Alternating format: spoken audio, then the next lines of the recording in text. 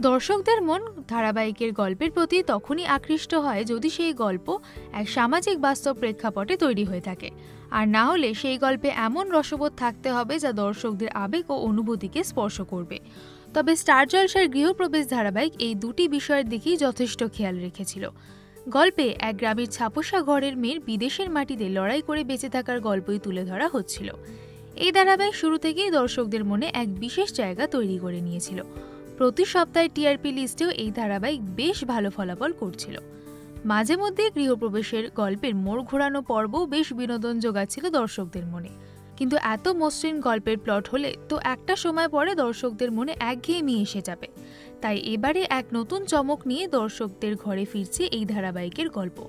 সম্প্রতি সামনে এসেছে এই ধারাবাহিকের নতুন একটি প্রোমো, যেখানে দেখা যাচ্ছে নিজের অতীত ভুলতে শুভলক্ষ্মী আবার বিয়ের পিঁড়িতে বসতে চলেছে।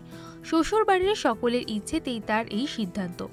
ঘটনাচক্রে যার সঙ্গে শুভর বিয়ে হতে চলেছে তার কলকাতার বোনের বাড়িতে ঘটনাচক্রে আশ্রয় পেয়েছে শুভলক্ষ্মীর প্রাক্তন স্বামী আদ্রিত। হারিয়ে যায় তার স্মৃতিশক্তি। দেশে ফিরে দুর্ঘটনার কবলে পড়েছিল আদ্রিত, যার ফলে তার এই পরিণতি। ওদিকে আবার বিদেশে আদ্রিতের বাড়ির সকলেই ভেবে নিয়েছে যে আদ্রিত মৃত। তবে এই নতুন প্রোমো বলছে শুভলক্ষ্মীর এই দ্বিতীয় বিয়ের আসরেই এক হতে চলেছে আদ্রিত ও শুভলক্ষ্মী। প্রোমোতে দেখা যায় শুভর বিয়ের আসরে আদ্রিত প্রবেশ করতেই বিয়ের আসর ছেড়ে তার কাছে ছুটে আসে শুভ। আবেগপ্রবণ হয়ে পড়ে সে। ছুটে যাওয়ার সময় শুভর হাতের ধাক্কায় পড়ে যায় সিঁদুরের থালা। আদ্রিত শুভ দুজনেই রাঙিয়ে ওঠে সিঁদুরে।